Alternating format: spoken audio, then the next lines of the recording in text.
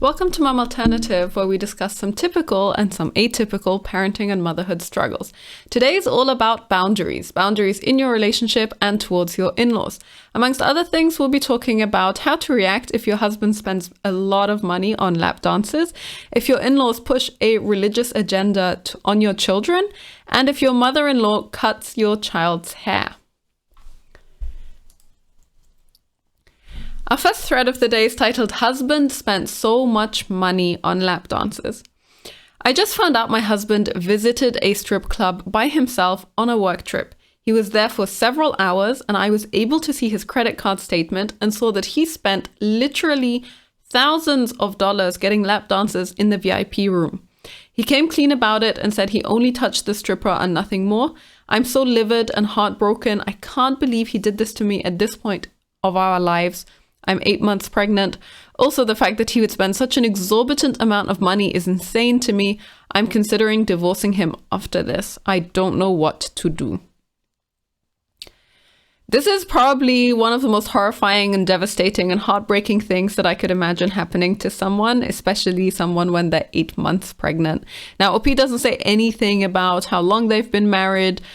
She doesn't say anything about what kind of state their marriage was in before this point. But I think for pretty much everyone, this would be considered cheating, and cheating is just a giant red line in a relationship, right? For every single person out there, as long as you're having a monogamous relationship, I guess, which is the vast majority of people.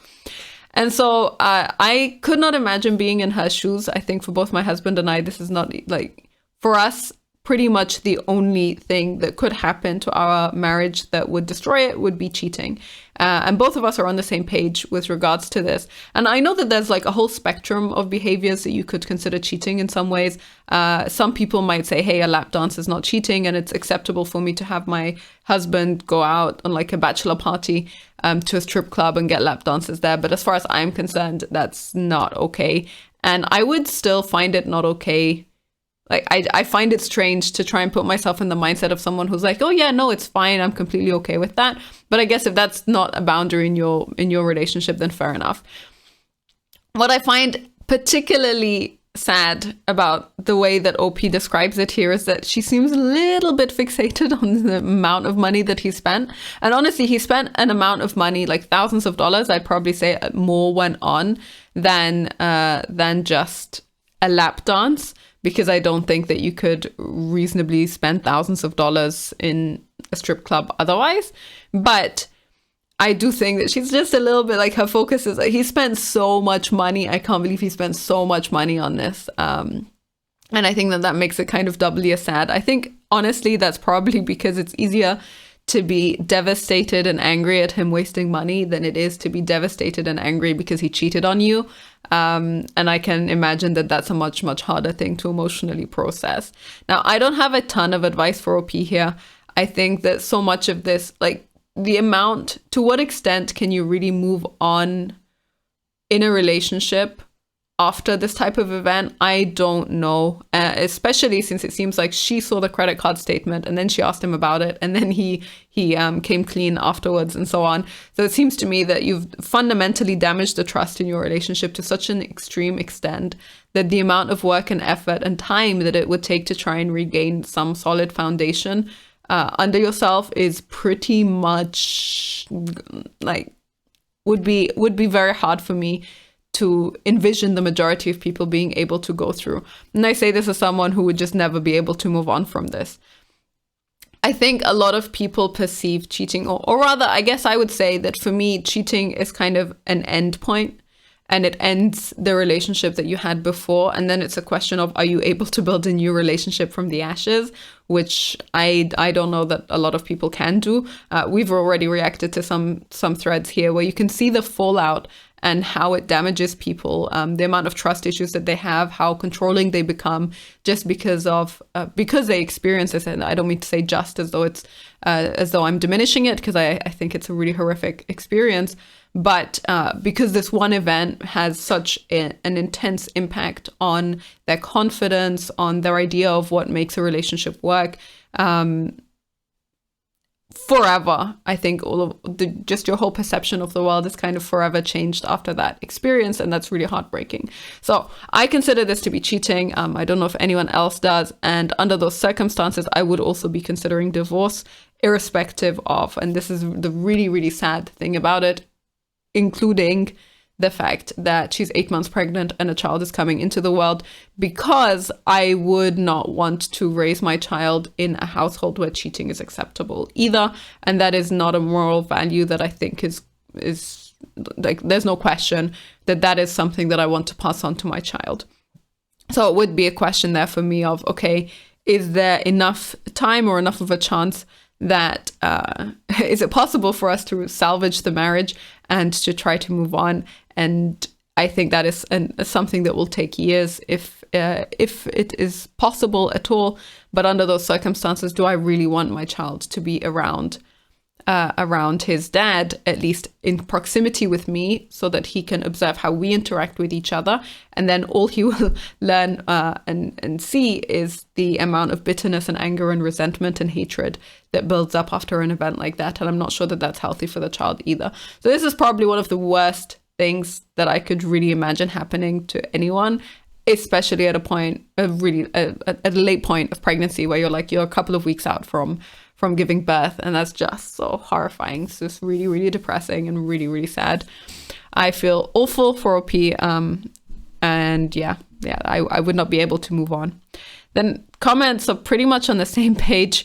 First person says, I don't know, but I'm pretty sure more than a lap dance goes on in the VIP room. For me, that would be grounds for divorce. I'd be grossed out by him. And then the next one says, hey, unless you guys have set boundaries around this kind of thing and you're rolling in the dough, so thousands of dollars is nothing, I'd be leaving him. I don't care if my husband goes to a strip club for a bachelor party or something, but we've both agreed no lap dances, as that made both of us uncomfortable to think about. I always admire a little bit how, I mean, you saw me do it earlier when I said, as long as you're in a monogamous relationship, everyone tries to find some way out to make it a little bit less painful and a little bit less horrifying. So she says, hey, if you've never set boundaries, then maybe he thought that getting a lap dance was okay. You know, and if you have a ton of money, then maybe he thought that spending thousands of dollars on it is also okay. And honestly, if you've never talked about it, then I would default to no, because that seems like a normal response in that circumstance.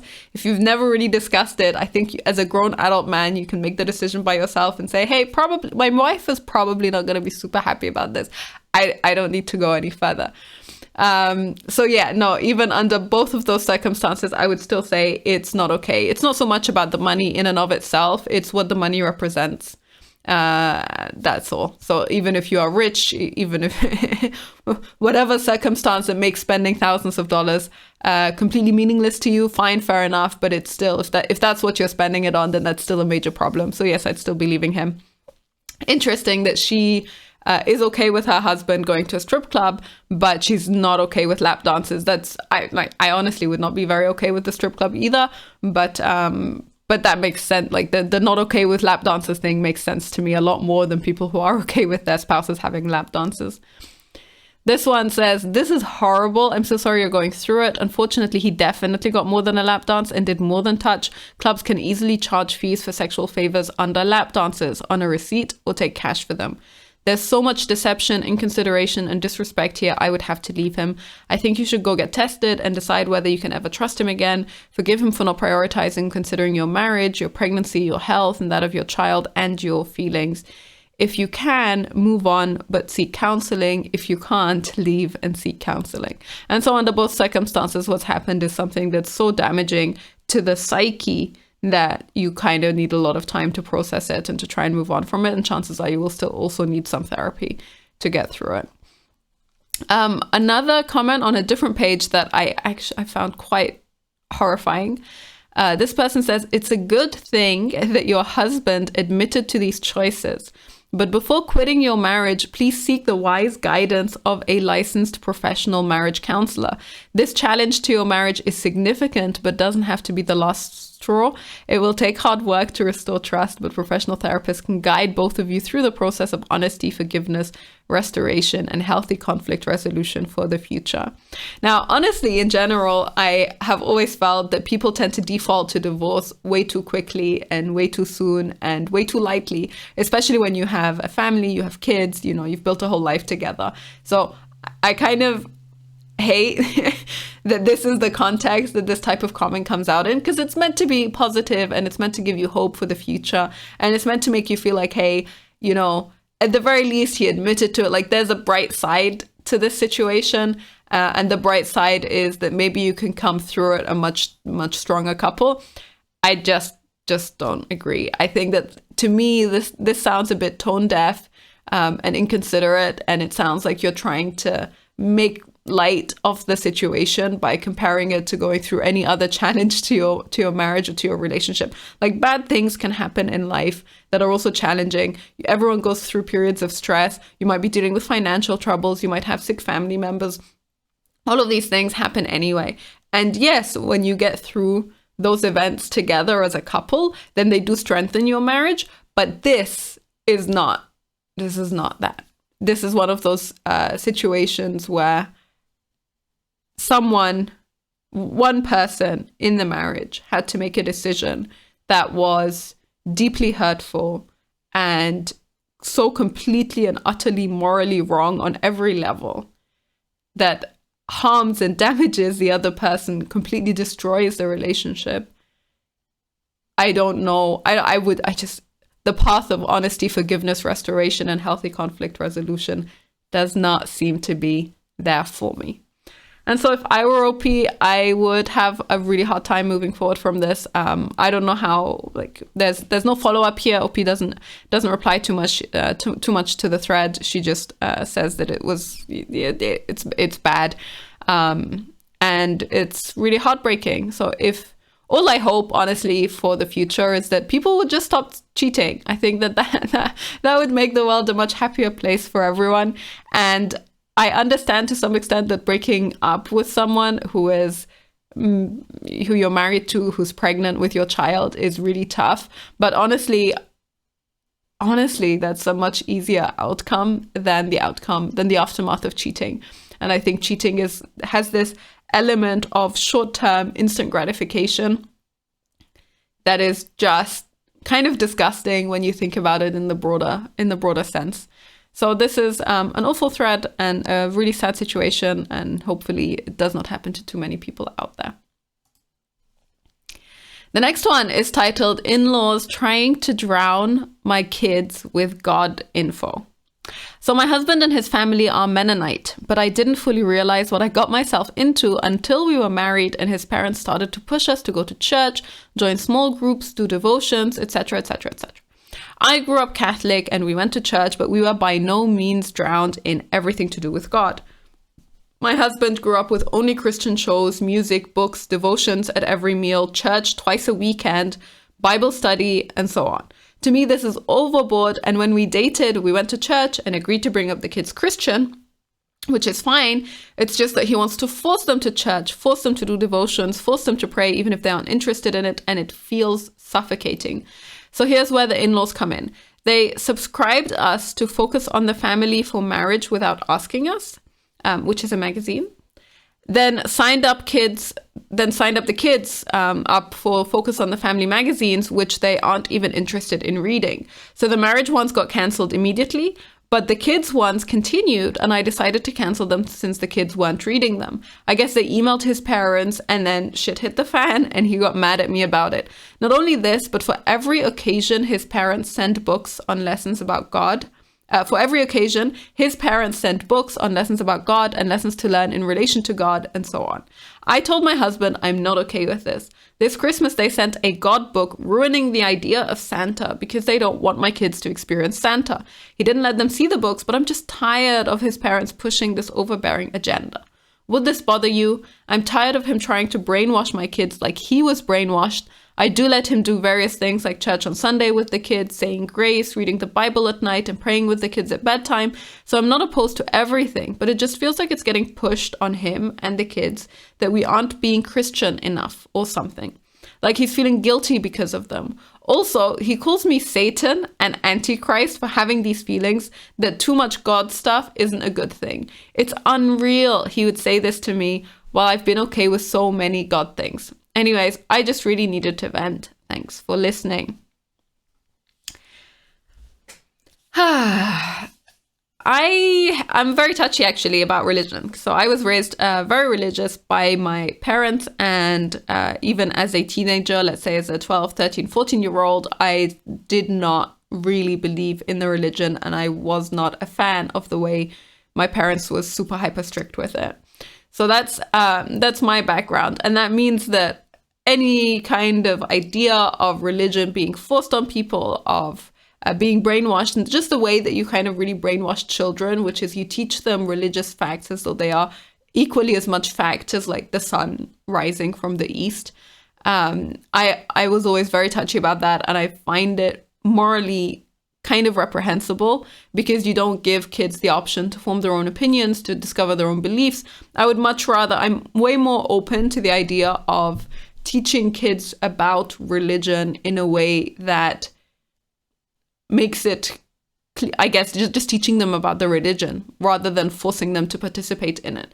So you do the things that you want to do, you explain why you do them, you're open-minded about it, and you allow your kids to have their own opinions about these things. And you don't freak out if they decide that they don't want to do it, because they are still exploring and experiencing and growing up by themselves.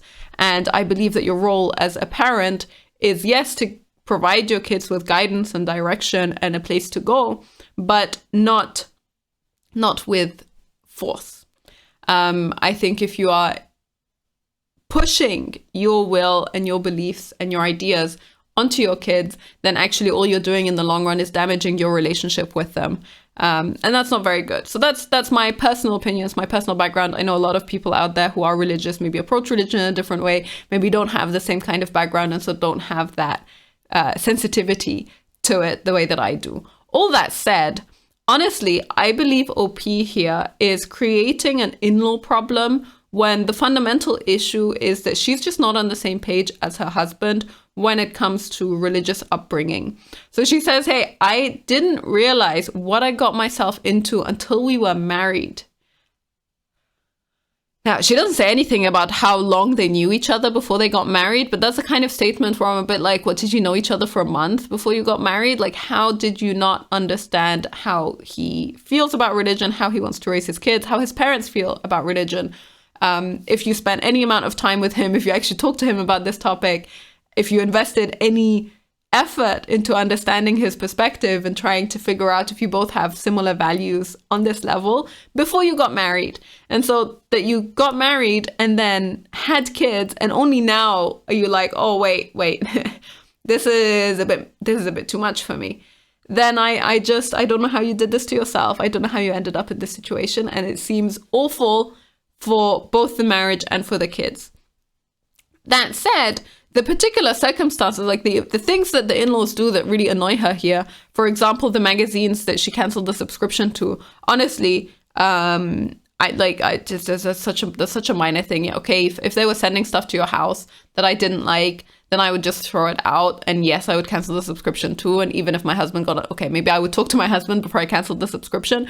But that's just, in terms of agenda, that's not that much. The book that they gifted is also one. She says it ruins the idea of Santa. Now, I don't have a lot of strong feelings about the idea of Santa and how essential it is for kids to have the idea of Santa, because it's really fun and enjoyable and so on. I don't think that that's the biggest deal in the world either. She also says that they sent the book to them, and so they were able to start, the kids didn't see it, so it's not that they read it out to the kids. And so it seems to me, to some extent, the in-laws are like really, really hyper religious, and what they're trying to do is they're trying to make sure that the grandchildren get as much exposure to this religion as they possibly can by doing things like sending them books and magazines and so on. Is it annoying? Yes. Would it piss me off? Absolutely. Would it ruin my marriage? No. Because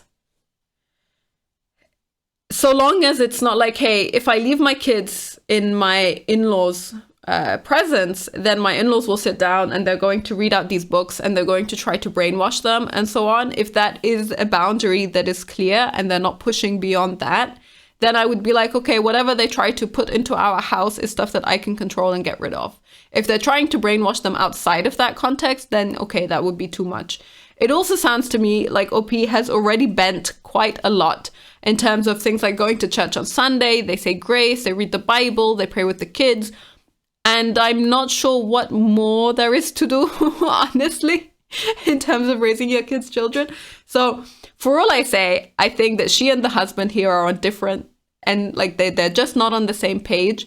But also I think that she's reading the situation a lot more seriously than it needs to be taken from the in-laws, right? Now, if her husband was on her side and was like, hey, yeah, okay, I think the books are a little bit over the top. I think the magazines are a bit too much. Then suddenly would all of their problems be solved? Because in terms of the other behaviors that they're making the kids do, they're both happy to do them and then it's fine. I would question that. So what I'm saying is, I think that there's a fundamental problem here that OP is not being very honest about. That's just from my very, very external perspective. And so fundamentally, the only way that you can move forward is to try to agree with the husband about what does raising your kids religious actually mean. And I would really break that down into, okay, what are the things that we are okay with them doing? What are the things that we aren't okay with them doing? Why is she so much more touchy about books being sent from the grandparents versus, say, for example, if her husband were to bring the same book and read it to his kids, would she suddenly be okay with it?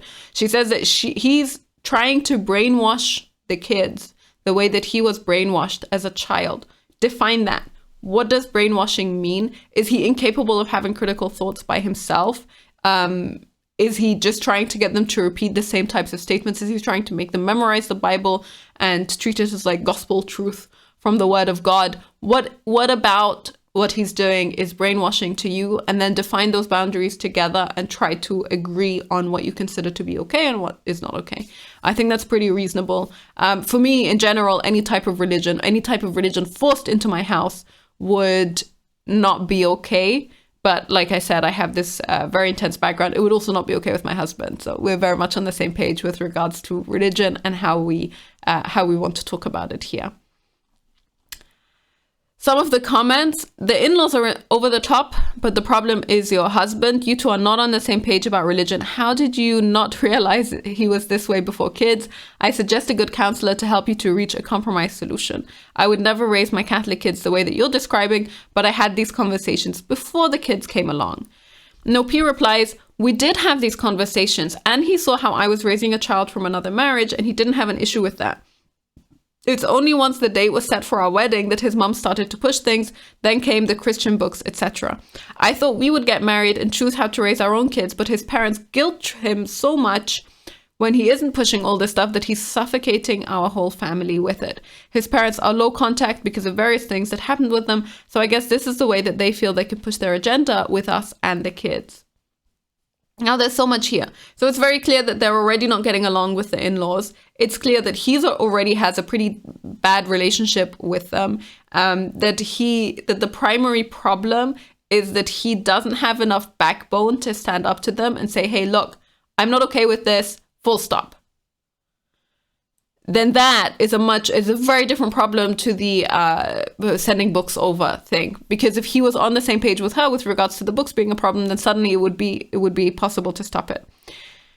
Next person replies to this. She says, in that case, you two need to get into counseling and work together on helping him see the damage being done by essentially siding with his parents, not standing up for what the two of you have decided and built strategies to do. And OP replies, for sure, I just don't think a counselor could convince him of that. I feel like he should have stayed with his parents and not ever gotten married because it's his choice for a lifestyle. I'm like, you got married, why? And to who, me or your parents? I always wonder what it is that happens to husbands when they end up in this position where they're so weak to everything that their parents want and they just follow them along, even if they're fundamentally things that they disagree with. And I don't know to what extent, like, he actually has opinions of his own that he wants to stand by. But I would find it hard to respect a man who is like that. And I think that that's the point at which I'd say, okay, to what extent can you actually get on the same page in your marriage, because this is like, if you cannot respect your husband, then you're not on a good path. And this is a part I didn't comment about, but this comment says, hey, can we get to the comment where your husband calls you Satan and Antichrist, please? Like, what the heck? I would say you guys need couples counseling. Clearly, you're not on the same page at all regarding religion. And unless you both find a way out of this together, it's not going to end well. So yeah, I didn't talk about that, but that does sound pretty, I mean, okay. If my husband were to call me Satan, I would find it hilarious, but that's because neither of us are religious. I guess in the context of both of you are religious and do literally believe in Satan and the Antichrist, then this is one of the worst things that you can say to your wife. And that's pretty intense. OP here also has a couple of replies. I'll read some of them. She says, hey, I'm like, what kind of Christian are you to call me Satan and Antichrist? He points at my face and says it when I say the kids need some balance and I'm not okay with all the God books. I know the truth though, and I believe in God and I'm not satanic. I just don't like the forcing God so much. I myself just roll my eyes back into my head with all this. Can you imagine how kids feel? Now that I cancelled his parents' Christian magazines, he says he's going to do devotions at meals and wanted to do it at supper. And I'm like, nope. He likes to do his stocks and day trading. Yep, a gambling Christian in the morning at breakfast. So I said, do it at breakfast. Okay, so honestly, it seems to me like they're both getting a little bit petty and that they're just not, I don't know why people do this to themselves, honestly. Like, you can save yourself so much stress and so much time and so much energy if you invest all the time pre-pregnancy, actually making sure that you understand how you want to raise kids and what your values are when it comes to children. So this is pretty awful. Apparently the Satan and Antichrist comment was actually legit and seriously meant. She says here, and this is where you can really see the whole relationship just completely going down the drain. She says, he actually told me today that life would be easier if I was dead, so he could do what he wants in terms of raising the kids with God. And then he could see his parents whenever he wants. I think he does want to just go back and be with his mom. I try not to let him calling me Satan bother me because I know I'm not. I know God wants us to have a fun life and not be only focused on everything to do with God. I wonder if there's someone that isn't extreme in the church that would tell him this is ridiculous. Or if they'd be like, yeah, this is great, you know. Yeah. So if your husband ever says to you, hey, life would be so much easier if you were dead so I could brainwash my kids, then I would try like that. That would be the end. That would be the end of my relationship, honestly. When she says, hey, I think that he wants to just go back and live, like see his parents all the time and live with his mom or whatever, then I don't know what it is you have here from the marriage perspective, from a relationship perspective, that you're trying to really support and nourish, and you know, where you would say, hey, I see myself spending the rest of my life with this person. If your husband thinks that life would be better if you're dead, then yikes, man. How do you move forward from here? So in general, I think all couples should be on the same page with regards to religion. And I hope and wish and pray that more people would at least take enough of a step back that they're not so brainwashy with it. And they give the kids an opportunity and an understanding that this is a choice, like this is a lifestyle choice that they can make for themselves as well. That it's not like, hey, okay, if you don't believe what I believe, then I will kick you out and we're never going to have a relationship ever again.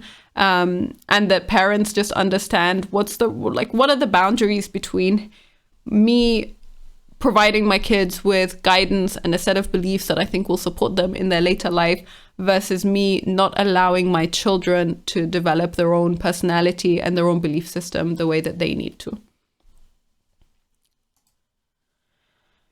All right, and then the next one is titled, Mother-in-law Cut Off My Child's Hair. I asked my mother-in-law to babysit my little girl last night, and she came home today with her cute curtain bangs all choked straight across in the middle of her forehead, and her AA line all cut off, and the rest of her hair is cut bluntly and choppily about an inch or two shorter. I am effing livid. All I can see is red right now. I told her, why did you cut her hair? I don't like it. and she was defending herself and said that she fixed it. I never complained about her hair. I didn't ask for her to fix it. In fact, I told her and her dumb family that I loved her hair the way it was. I'm so goddamn mad. My husband thinks I'm tripping and over-exaggerating. Now, I know I'm laughing a little bit, but it's just because the description was so detailed in terms of how she cut her hair and how it looks awful that I thought it was a little bit amusing.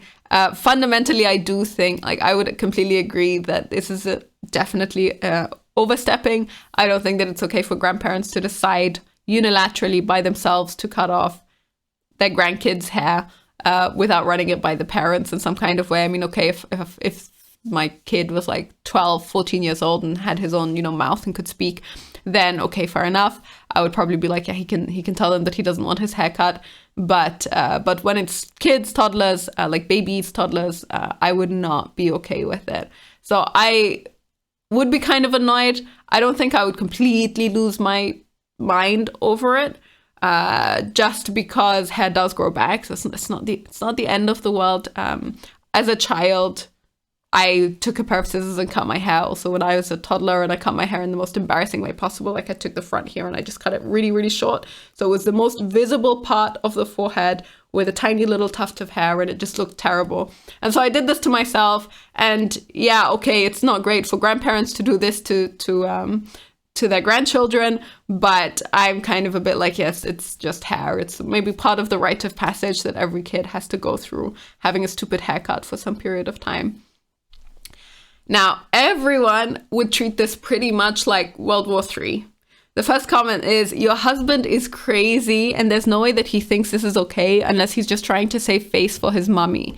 I would be so effing mad. I would never let her watch my baby again unsupervised. She would be on a very long timeout, and me and my husband would be in counseling if he still acted like he didn't get it. The idea of going to counseling with your husband, like marriage counseling with your husband, because he does not think that it's the end of the world if your baby's hair got cut in an ugly way. I mean, come on. I don't know why you would do that. And then OP replies, yep, and this makes me even more angry. Yes, he is covering for his mummy's feelings for sure. Next person replies, wow, if anyone other than myself or my partner decided to touch our daughter's hair, I would absolutely flip my shit.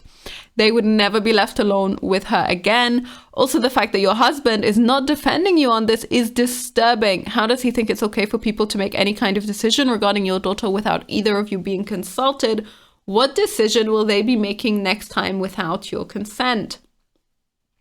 And this is where you really see how people just spiral. So they take one event that's quite minor. It's annoying, but minor. You can have a conversation with the mother-in-law and be like, I don't know why you did this. I don't know why you thought it was okay to do this. Please never do anything like this ever again. And if she's a little bit contrite and she says, hey, yeah, sorry, it just didn't occur to me. I was trying to improve her hair. I thought her hair must be annoying her.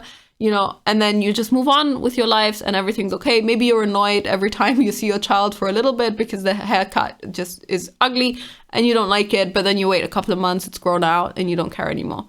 That's one way you could deal with it. The other way you could deal with it is go, oh my God, my mother-in-law cut my child's hair. Therefore, she will go get her ears pierced. She will give her a tattoo. She will dress her in whatever she wants to dress her in. She'll feed her whatever she wants to feed her. Maybe for some people this might be the case, but for the majority of people it's probably not the case. And if you don't have any other reason to believe that that's how this is going to go down, then you don't need to freak out like this. You really, really don't. Next comment, oh my God, that's so unacceptable. No apology even. Your husband is delusional if he thinks you're tripping. The next thing you know, she'll be piercing her ears. I wouldn't let her get away with, I wouldn't let her spend time with her again. My mother-in-law cut my daughter's hair once, not so much cut, but there was one really long piece of hair that kept going in her eye. So when she tied her hair up, she cut only that bit, but I saw red too and rang my husband up, voice shaking with anger. I asked mother-in-law if she did and she admitted it. It was only that one bit and it was getting in her eyes, but I said, I want to be there for her first cut, and my husband went off at her too. She never did it again, but still totally over the line, and it wasn't half as bad as what your mother-in-law did. I feel so sorry for you. And then OP replies, yes, she cut her hair all over. She apologized because I was like, oh my God, what did you do? I liked her hair before. Like, but the damage is already done. She said, I'm sorry, I won't do it again. The mother-in-law was like, I'm so sorry, I won't do it again. And she's still angry. She's like, when I wake up tomorrow and see my little girl's hair again, it's going to infuriate me tomorrow too. Honestly, I really think that people just make giant problems out of really small things. I have no idea why. This person replies, not that any unauthorized haircut is okay, but it's especially bad that this sounds like grandma just didn't prefer her previous haircut, decided her opinion mattered, and she'd hack her hair to death because she felt like it. I agree. There's no way he actually thinks this is fine. He just doesn't want to deal with it. It's okay that his mom just does whatever she wants. How far does that go? Ear piercings? Shave her hair off? And so the moral of the story is, there's a reasonable response when your in-laws do something that really annoys you and that you don't think is okay. And this is not what that reasonable response looks like. This reply takes it even to the next level. She says, I would start cutting my husband's hair while he slept to make it look awful. Then when he woke up and said that he has to go out in public like this, I would say, but you said I was exaggerating about our baby. I thought you liked it, so I gave you the same cut. Oh, well, stop exaggerating. It's not that bad, like you said. Probably not, but I would threaten it and threaten to cut mother-in-law's hair too. She would also not be around my baby ever again. Mother-in-law, what you did to my child, I will do back to you. So if you think this is acceptable, it's acceptable to cut my child's hair without permission, then it's okay for me to cut yours without permission. If it's okay to put holes in my child's ears without permission, I will most definitely be putting holes in yours without permission.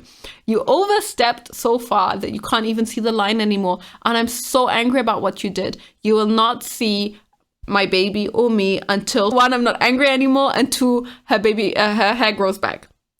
If your husband doesn't immediately jump on board, if only to protect mother-in-law, I would cut his hair and I would do mother-in-law's too. And then one person adds to this, when helping him shave his head, shave a bald spot by accident. God, people are so extreme. I don't know what it is about hair that is making people this extreme. I don't know if it's just that because hair is especially visible and so it's kind of in your face all the time, then it's a little bit much. But yeah, no, truly, it would annoy me if my mother-in-law ever thought that it was okay to do this, and I would definitely get my husband to talk to her and be like, okay, please stop. Or I would tell her myself, this was really not okay. I don't know why you thought this was okay. Depending on how that happened, how I found out about it, and so on. I think both of those are fine as a response. Anything beyond that is just completely insane. Just completely insane. Next one is titled, Would This Bother You? Husband Up All Night. My husband stayed up all night playing video games.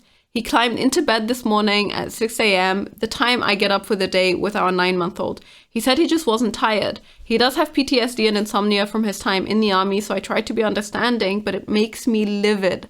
I will once again be the only one awake trying to take care of our baby all day. This isn't a new thing, and I have brought it up to him so many times I can't even keep track. I told him it's really hard on me to be the only one up all day. I'm just exhausted. I don't mind him staying up, but I feel like staying up until morning is extreme. I'm so tired from fighting with him. Should I just accept this behavior, and if so, how? Now, what's really tough about this one, she kind of already hints at it. She says, hey, he has PTSD and insomnia from his time in the army. So he's clearly dealing with a lot of other issues around his mental health and his general fitness and so on. And the video game part is maybe just how that is coming out in his behavior. The tough thing about all of these circumstances, especially when there's an actual reason for the behavior. So it's not just that he's, I say just that, but if he's addicted to video games kind of by choice, because he's an adult man and he could decide not to be addicted. If he wanted to do something about the addiction, then he could change that. if it's by choice and then his whole life is spiraling out of control, he's not being a father, he's not being a partner, he's not behaving as a parent in the time that he's awake and just has no time to interact with the child because he's asleep when she's awake and so on, then I would kind of say that this is a really, really serious major problem in the relationship. But under these circumstances, it's clear that he's actually struggling with some other problems. And here it's hard to balance between, okay, as a husband and father, then there are expectations that you have towards him and towards his behavior and things that he should be doing in order to honor you and honor your marriage and honor his time with his child, that you can't just let go of that. So it's really important and fundamental. But then also you want to be a supportive wife and you want to help him out as much as possible when it comes to how you can support him in getting better. So that's really the struggle with these types of scenarios that I think is so much worse and so much more difficult to navigate and figure out the right way of dealing with, rather than, if it's just someone who by choice is not behaving in the way that you expect them or that you want them to behave as a partner. And that's what's really, really sad about it. I can totally imagine that this is a really exhausting scenario to be in. I can only imagine how frustrating it must be if you are looking after the baby 100% of the time and you have another partner there who's like in the house, but then he's asleep because he doesn't sleep when he should be sleeping, i.e. at night, and that he doesn't seem to be able or willing to change this behavior or to work on it or to try to change his habits. This is really, really heartbreaking and quite sad. So I think that if I were in this situation, then honestly, the only way to move past it is to really understand that you are the only person that you can control. There's no point, like, he's a grown adult man. There is nothing that you as the wife can say that will change his behavior and change how he's trying to act, how he's acting. And this is something that I have to really work on for myself and really internalize as well, because sometimes, when you have this feeling of like, oh, why can't you just do this instead? And it seems like it's helpful for you to vocalize that and to say it, but then honestly, the outcome is that the husband just feels like you're nagging, or he feels like you're not on his side, or he feels like you're not treating him as a grown adult man. And then it's just not helpful for your relationship. And that's already when you're talking about like normal conflicts, for example, about things like chores and taking the trash out and whatever minor things might be coming up. So that's one aspect to it that you just have to accept. And even though he has PTSD and insomnia, I would say from my side, I would want to support him as much as possible in trying to actually fix those problems, in going to therapy, in getting help, professional help from whoever. That's where my support would start. I would be happy to even educate myself and get help myself so that I'm able to support him better. But that does not mean that the situation itself is tenable or something that I could continue doing in the long term. I think what that means is that I would have to search for ways to set up my life, to structure my life in a way that works for me. So for example, in this situation, if I'm really tired all day because because I'm spending all my time looking after the baby and I'm up all night with her and I just have no time to really be able to sleep or to look after myself, to make food for myself, whatever it might be, then I would try and look for ways to get help during the day. Just basically, I would say, okay, I cannot rely on my husband right now. What can I do to set up my life in a different way that I'm not struggling so much? And then maybe if you support yourself and you help yourself and you take a little bit more time and care of yourself, then you'll be able to create the kind of environment that he needs in order to also see, hey, I have an opportunity and a time and a space. I have the opportunity and space to try and get better. That would be, I think, how I would want to deal with it. I'm not saying that I would completely give up on the marriage, nor am I saying I'd be like, okay, I'm just going to treat it as though I'm a single parent from now on. I would try and keep giving him chances to interact with the child and to help me out. But if I wasn't getting that help and I couldn't rely on him to start providing that help, then I would try to help myself, because that's the only thing that you can really do. And the hope is that if you get some help for yourself, then a little bit more sleep and a little bit more space will give you just distance from each other, will give you hopefully the capacity to try and meet him or to talk to him on a different level than what you manage when you're tired and exhausted and you've been fighting all the time. So I think it's kind of a temporary solution to buy some time and to hopefully try to work on long-term solutions in that time. That would be my strategy for trying to fix it. The first person here actually asks for more information. She says, does he not have a job anymore? And OP replies, he has 100% disability from the VA. He was blown up in Afghanistan, has several injuries, so he pays all the bills with that. And he holds it over my head that he does. I was a teacher, but took the year off to stay home with our daughter. I miss working and sometimes want to go back, but I can't see him taking care of our baby well enough, and daycare would cost more than my teaching salary. And then everyone kind of goes on and says, hey, okay, this person says, my husband also has 100% VA disability for PTSD and injuries in Afghanistan, but he still works a full-time job and helps with the household after work. I'm the stay-at-home parent. He's taking advantage of you and using it as an excuse to not help out. My husband makes 2 incomes basically and never ever brings it up that I do not bring in money. If he's really that bad, he should be actively seeking treatment or medication to help support his family. Even if other treatments didn't work, there are always other ways. He needs to step up. And everyone pretty much says, he's a terrible husband. He's holding stuff over your head. It's a really big problem. He needs to change. You can expect more from him. And I agree with those fundamentally.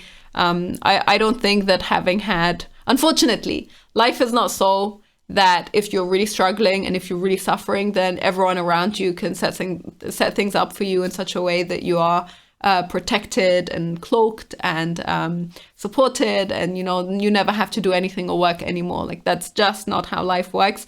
But I think that it's not helpful as the wife to go into it saying, hey, this is just wrong and unfair and he's lazy and he can't be bothered. Like, I think if you get that story in your head, then it's going to be very, very hard for you to actually come back from that when it comes to the marriage. So if you start building that resentment and holding on to it and just develop that sense of anger that just gets worse and worse over time, then of course your marriage will eventually fall apart, even if he tries to help himself at any point beyond that.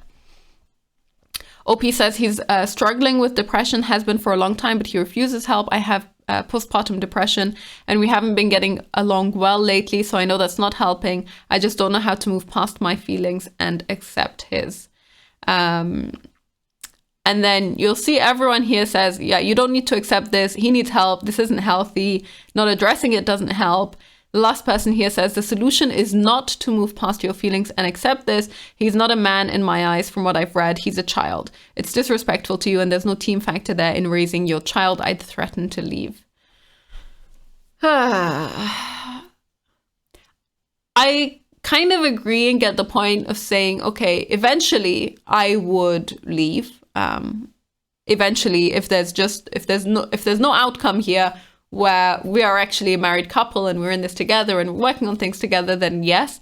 But there's something about the way that people say it's like, I threaten to leave. It's like, okay, if I threaten to leave, then suddenly that will be the thing that he needs in order to do what I want him to do. And I don't think that you can control people in that way.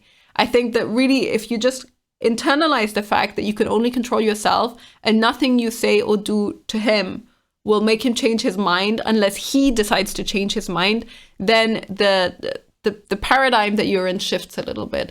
Then you can really start thinking about solutions that are actually at least helpful for you, even if it's only in the short term. Whereas coming at it from this angle where you're just angry and you're like, hey, he should be doing this, you can't make him do that. Unfortunately, it's really sad, but you can't. Next person says, my partner will do the same thing. He doesn't have PTSD, but has had depression amongst other things in the past. He's also very inactive throughout the day, so I think he has a lot of pent-up energy at night. He says it helps him keep his mind from thinking too much. It is a bad habit and I can't stand it, but I'm also not his boss, so I can't tell him when to go to bed. It has made things very difficult in our relationship, but is not the only factor. If it is in yours, then I would try and address it by maybe giving him a time that he needs to be up by to look after the baby, and it may help him have a purpose for sleep, if that makes sense. On a broader level, I actually wonder, to some extent, it's nice to have the opportunity to make money without having to work and without having to earn it, especially after you've really sacrificed for your country and gone to war and come back from war and dealing with the damage, with the mental damage that type of experience can leave behind in a lot of people. But I wonder if also to a lot of people being in this kind of state where your needs, your fundamental core needs are met no matter what you do, in some ways makes it harder and makes it worse for you, because you don't have a sense of purpose. You have nothing that you need to wake up and do in the morning every day. So you have no routine. There's something about having your needs taken care of and having no struggle beyond, or not having to struggle for your own survival in that really primal sense, that I think makes it easy to wallow in depression, because you're thinking about your experiences, like you have all the time in the world to dwell on the past and to dwell on the suffering that you've already gone through. And so I wonder to some extent if this type of situation is really worsened a lot by that type of experience and by that type of setting. It really sucks for both of them. I feel very sorry for both of them. I would hope that OP finds a way to like just make peace with the situation as it is currently, and just tries to move on for herself and figure out a way of living that makes her less angry and less prone to fighting all the time. And I hope for him that he finds something that gives him that sense of purpose and drive. It's a shame that his kid is not that for him, but everyone is fighting with their demons, and so I guess it's hard to tell how people react. Our next one is titled, Am I Too Sensitive or Ungrateful? I usually don't post often on here as I don't have many friends in real life. I usually post often on here as I don't have many friends in real life that are married and my age, 22, but this post is based on an argument that I just had with my spouse the other day that I'm still thinking about, and I just wanted to vent. Just a small background, I'm a super empathetic person and my husband is the complete opposite. He doesn't like to talk about feelings, etc. And this has caused problems in the past between me and him. During dinner the other night, I was doing multiple things at once, which included making dinner, feeding my year-old, and dishes. So I asked my husband to put bread in the already hot oven. He got an attitude saying that the pans were all dirty, so I had nothing to put the bread in. So I suggested, because I was busy feeding my daughter, to just put them in the oven on the rack, just to warm up. I grew up doing this. He responded with, or just not be lazy and wash the pans, which hurt my feelings because I do most of the household chores while he works until 6. Mind you, I work too during the day. So I said, ouch, that hurt my feelings when you said that, because I'm learning how to express my emotions better. Because he would say that I don't express my feelings and I hold it in. Well, basically, he said that I was too sensitive and it wasn't a big deal and got mad at me for being upset about it. He ended up apologizing after, but I'm slightly upset over the argument still. Silly, I know. I guess I'm trying to express my emotions better for him, but it's really hard to when he doesn't do the same. He gets annoyed easily, or whenever I try to initiate romance or touch or any love language, he just isn't into it sometimes. Even with household work, nothing really gets done unless I ask him to, which sometimes I have no problem with, but when the trash is full for a day and he's home, I bring it up and he also says, you see the trash full as well. It bugs me, especially on his day off, but I try to brush it off so I don't make it seem like I'm nagging. And I have expressed my concern, but then he gets upset and says that he's trying to improve himself, but I don't see it. And I focus on the bad stuff more than the good. And it makes me feel like a bad wife and ungrateful because he is an amazing person. But it's so hard to keep up with myself, a baby, and stuff around the house. And I don't feel like I'm getting my emotional needs met at some times. I feel really bad for feeling this way and have talked to him about it. I love him so much, but feel ashamed for being annoyed or let down, if that makes sense. Has anyone felt this way? Am I being super ungrateful because I know there are people in a lot worse condition and I feel naggy? Thank you for listening, and I'm sorry it was a long post. This is a really interesting case because honestly, I think it's just pretty typical that every relationship goes through this type of phase. Now, I want to highlight, she says my age is 22. So at age 22, I was still with my husband at that time, but I would say that I was a much less mature person, and the amount that I was able to let go was pretty much 0. That means that I treated every single fight as the hill that I needed to die on. And honestly, this is still something that I'm struggling with today. Sometimes I really get into this habit of like, okay, now I care about this. I really need to talk about it. And he's also like, he doesn't want to talk about it. He has an easier time just moving on if we don't discuss and so on. So we clash on that level. Which is to say, when she says, I'm a super empathetic person, my husband is the opposite. He doesn't like to talk about feelings and so on. I can 100% relate. I'd say that sounds like a pretty standard man, just a typical man. Most men do not have the same urge or desire or need to talk their feelings out the way that women do. But what I really want to highlight with that story is this little event here that upset her enough that she came up here to write about it is that's such a minor comment. It's one of those like drive-by things that you say when you're frustrated, which again is not okay. Like, it's not nice when people snap at you because they're frustrated, but there is a point where you can say, okay, that was a shitty comment, and then you can move on with your life. And the fact that he apologized afterwards, but she's still upset about it, says to me that she really took this to heart, and she's still in that phase, which I would argue that every woman goes through. She's in that phase in your early 20s where every fight is like the end of the world and you just can't move on from it. And that's a sad phase to be in, but honestly, the fact that she's a little bit aware of it is a good sign. I don't think that she's ungrateful. I do think she's a little bit sensitive, and I don't mean that in a bad way. I think it's like a lot of people are sensitive to this extent, and you can say like, yes, of course, if I get snapped at, I'm going to be annoyed too. It's just one of those situations where you're like, okay, you reacted in a particular way, but honestly, it was a minor argument in the great scheme of things.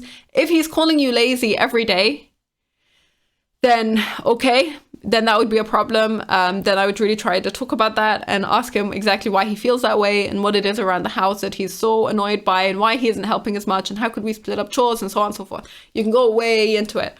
But if it's just this one comment where, he was pissed off at being in the kitchen and seeing things really messy, having a lot of dishes, he's trying to do stuff in the kitchen and he can't manage, and so he just snaps like that, then I would probably say it's okay to just let it go. All that said, I think that so long as you're a little bit aware of it and so long as you are both kind of working on it and trying to get somewhere together, then honestly, most of the stuff that you are experiencing here will get better with time. I think that most relationships are a lot more contentious early on as you are learning how to negotiate with each other, how to have fights, how to argue, how to move forward. And you both, I guess, develop a better toolkit and a better set of techniques that you can use to manage those types of conflicts with time.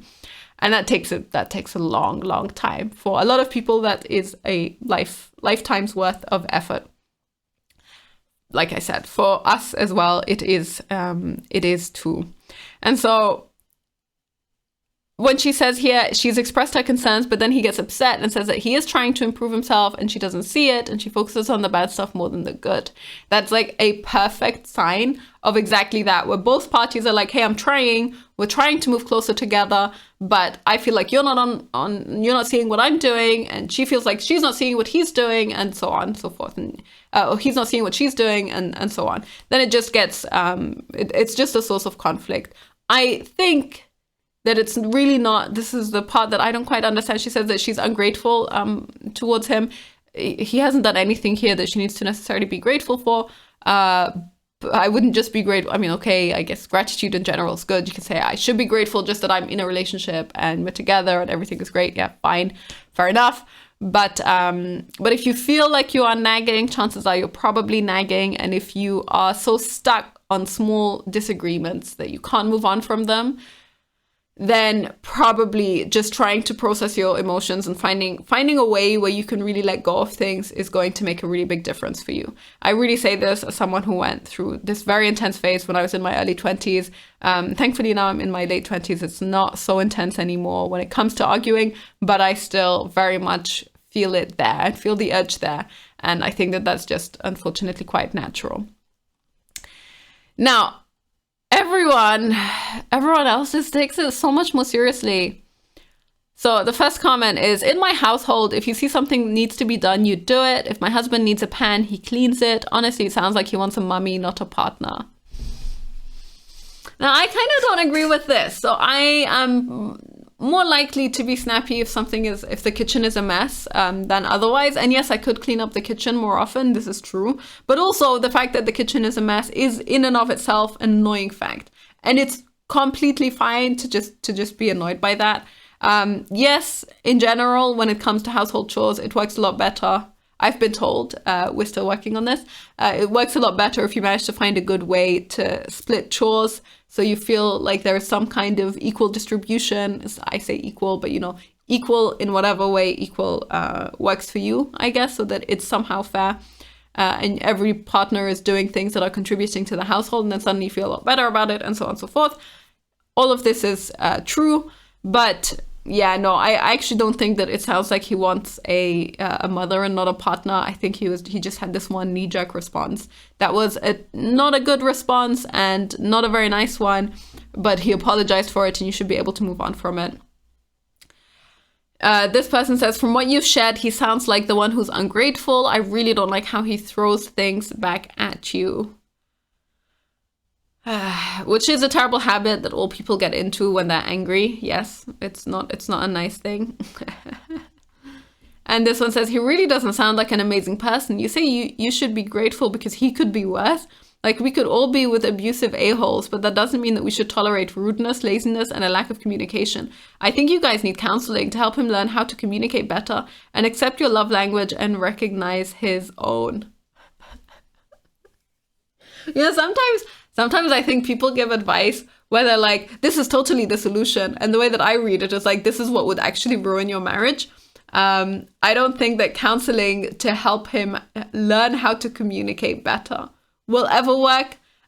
This is doomed to fail from the very beginning. If you're really setting yourself up, if you just go into a marriage counseling session and what you're like is, he's wrong, he needs to learn how to communicate better according to my requirements and needs, then I'm pretty sure that's not going to work out like at all. So no, I would probably not do that. And then here, that's the piece of advice that people will have. She says, I can't even imagine, yikes about the lazy comment. I can't even imagine my husband saying that to me, as he would have just washed the pan. Have you tried assigned chores, split them 50-50 so you don't have to ask for things to be done? For example, my husband is actually always the dishwasher. I always do the laundry. If something comes up, we just let the other one know or ask for help. But 99% of the time, we both just do our stuff, and it cuts out all the chores arguments. And then OP replies, that's so cool that you have a system. I think we did try doing the 50-50 thing, but it lasted a week. Now, that is the point at which we are at, where we try multiple times and then it doesn't last so long. But honestly, I think every married couple just needs to find their method and their way of dealing with chores, and tries to find a way of dealing with that consciously, intentionally, like they actually sit down and talk about it and agree on a plan and then try to execute it. And then when things don't work out, they come back together and say, okay, this didn't work out, I didn't work out, and so on and so forth. So if you treat it as though you are actually in this together and you need to come up with a plan to tackle problems together, then things change. This level of argument and conflict in a relationship is completely natural. It is completely normal. It does not need to be the end of the world. You do not need marriage counseling. You just need to have enough openness and calm in your life, and to invest enough time in each other and with each other that you can work through these conflicts and learn from them together. There is a certain amount of conflict that you have to go through as a married couple in order to learn to negotiate with each other and to be able to make your relationship better over the long run. Like, you're always going to be different people. You're always going to be annoyed sometimes, and sometimes that just results in these types of arguments, and that's okay. And so we come to our final thread of the day. What do you think of neighbors with a lot of outdoor security cameras?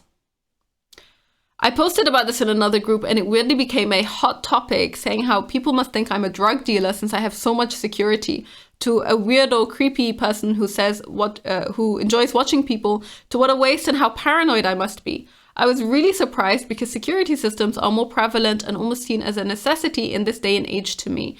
So I bring the topic here to discuss. Our old neighborhood devolved into an unsafe area over the years. Our home was also on the corner lot of a pretty busy road. As our children wanted to venture and be outside all day, more porch pirates, break-ins, and sketchy people hanging about or driving recklessly started happening. I'm a stay-at-home mom and often home alone with three kids overnight. So we got ring security, cameras, floodlights, solar panels, and so on. On every corner of the house, we had 360-degree coverage on our property, mostly as a deterrent and easier to keep track of the kids. Nothing was directed at neighbors, and the zones were only set up to our lot and the public road. Many neighbors also set up cameras as well. We've now moved into a very quiet, safe neighborhood in a small town. Hardly any foot or car traffic, but there is a walking path around a pond right up to our backyard. We set up our camera system, again, on every corner to see around our whole house with a camera doorbell and floodlight cameras over the garage and the patio facing the pond. I've noticed no neighbors have any cameras, hardly any even have doorbell cameras. It's a newish development with many families. We are the newest neighbors, and here we come, making our house look like a fortress or are paranoid.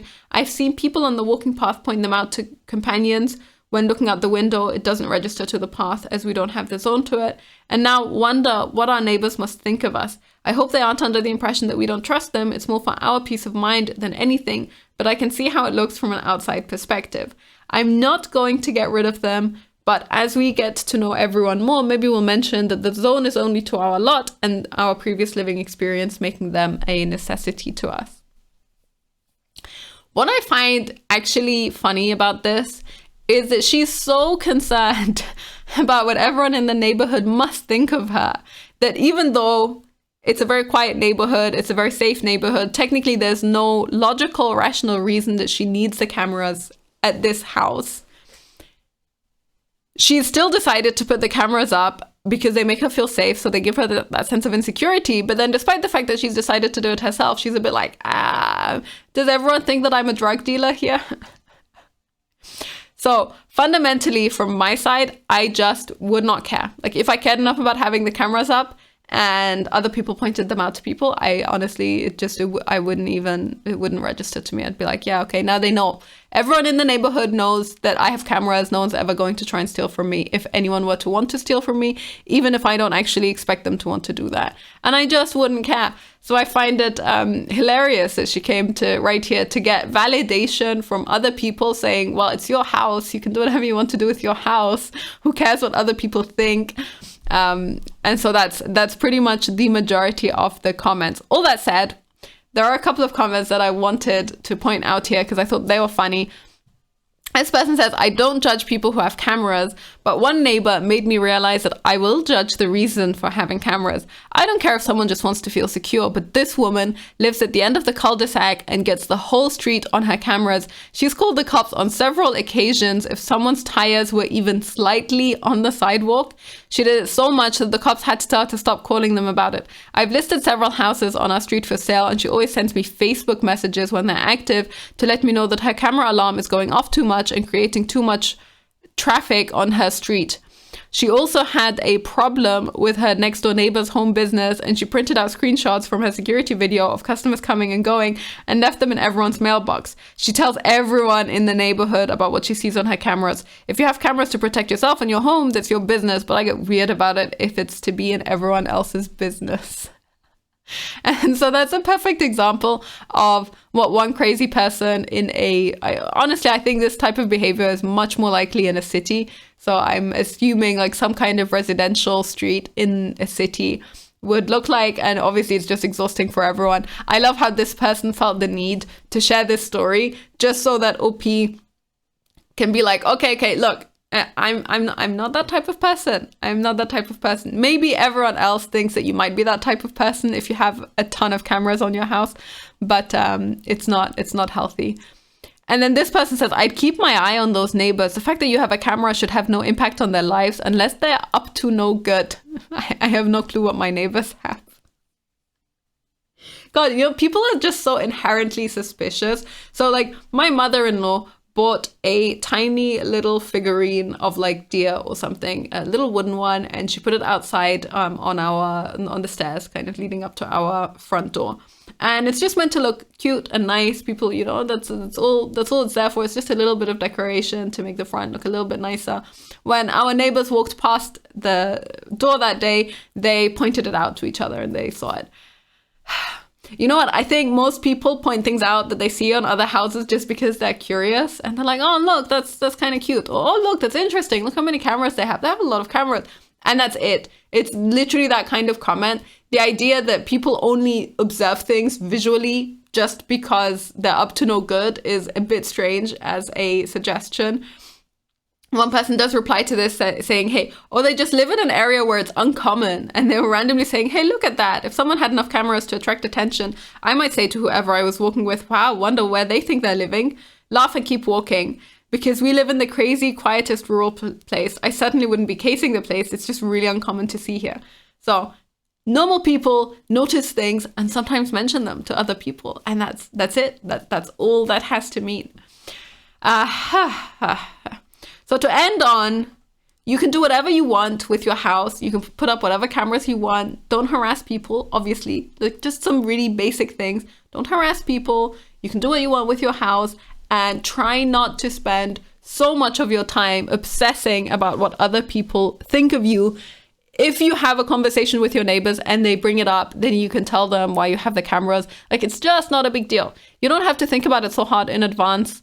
And I don't know, just this total lack of self-confidence that people have. Like, it just does not matter. Live a much calmer, happier, peaceful life by not caring about things until they become a problem.